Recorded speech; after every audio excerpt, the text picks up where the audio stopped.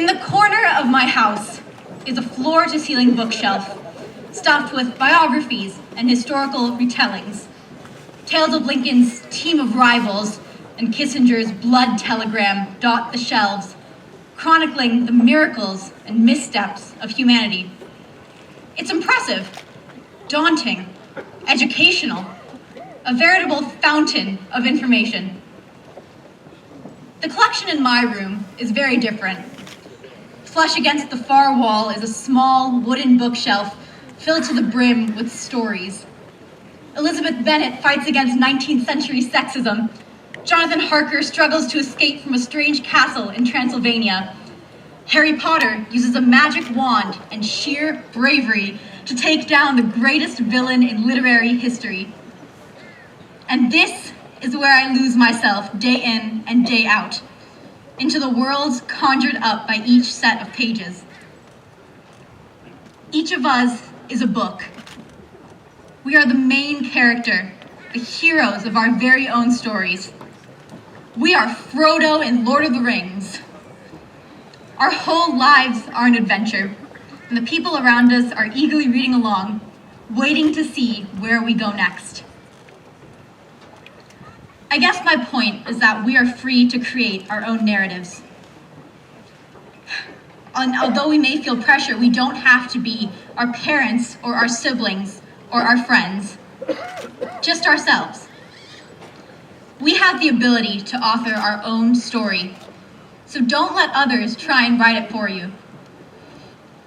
I've learned a lot here at Saratoga High, but I think that what I most appreciate is the fact that I've had the opportunity to become an individual. I've gotten to cultivate a reputation for myself that is all my own. That's based purely on my actions and achievements. And that has strengthened my character more than anything. And being around so many other unique, smart, talented people throughout the last 4 years has let me see the strength in individuality.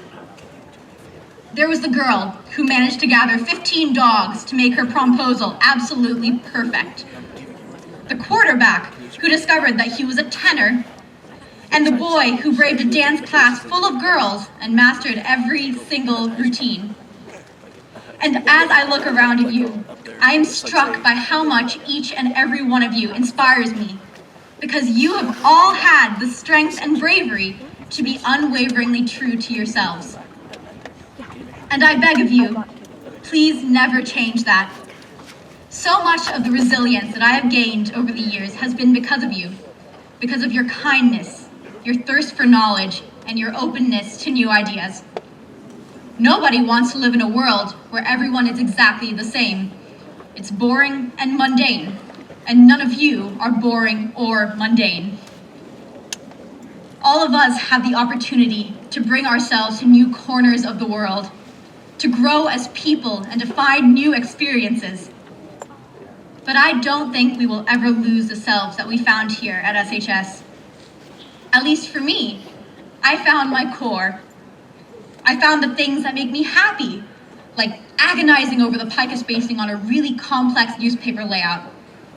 The achievements that make me proud, receiving a standing ovation on the closing night of The Murder Room, and the mistakes that make me embarrassed, like completely forgetting my dance halfway through Bombay in the Bay. But most of all, I found the self that I can say is truly the best representation of me. As we go forward, we should use the support structures that we are all so lucky to have. Friends, family, teachers, administrators, in order to help us along our path. We should never be afraid to ask for help and never be embarrassed of ourselves. We are fun, innovative, individual. We are the class of 2107 who put together the best quad days this school has ever seen, who have embraced each other in times of need and stood tall in the face of difficulty. We have jumped over fences during games of fugitive, swarmed Maud during lunch trying to get back on time to class, decorated classrooms for teacher birthdays. We are legendary because we have been ourselves. So thank you, Saratoga, and thank you, class of 2017, for helping me write my story. After today, all of us are going to be spreading out and pursuing the next chapters of our lives. Let's make them bestsellers. Thank you.